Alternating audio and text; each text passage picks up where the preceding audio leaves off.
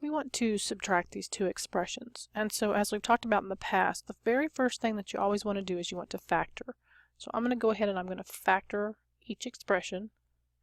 I know that the leading coefficient is 1, so I'm going to have an x and an x. Now I need the factors of 25 that add up to 10, so that's 5, 5. The signs are the same and they are both subtraction. And then I'm going to come over here.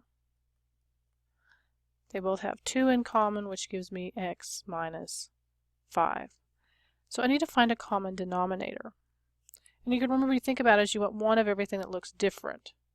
Well, I know I need the 2, and I'm going to have 2 x minus 5s because there are 2 in the left-hand expression and only 1 in the right-hand. So I'm going to go ahead and rewrite that for both of them. So let's figure out, I've got an x up here, and what did I have to multiply this term right here by to get the bottom expression? Well, I had to multiply by 2. And over here on the right-hand side, I've got x minus 4. Now this one I had to multiply by x minus 5 so that I could get the denominator to be the same. So I'm going to just, for now, I know what the denominator is, and I'm going to kind of just set that aside because I know it's going to be a long problem.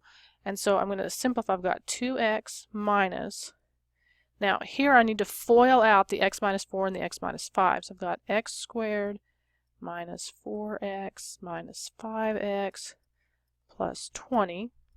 Remember I said for now I'm dropping the denominator, but we will pick it back up. And so I want to simplify this. So this is going to be x minus x squared plus 4x plus 5x minus 20.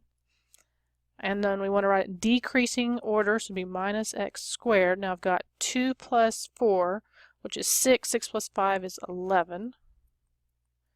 And then minus 20.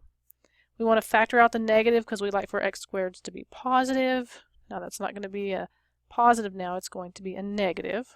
Remember, a negative times a negative is a positive. And then this is going to be plus 20. Now, are there any factors of 20 that add up to 11? And the answer is no. So that's our numerator, and then we want to come back in here and we're going to add back in our denominator that we haven't been hanging out with lately. And then the only other part that I need is I need to know what x cannot be, and x cannot be 5. So the actual answer is all of this down here at the bottom.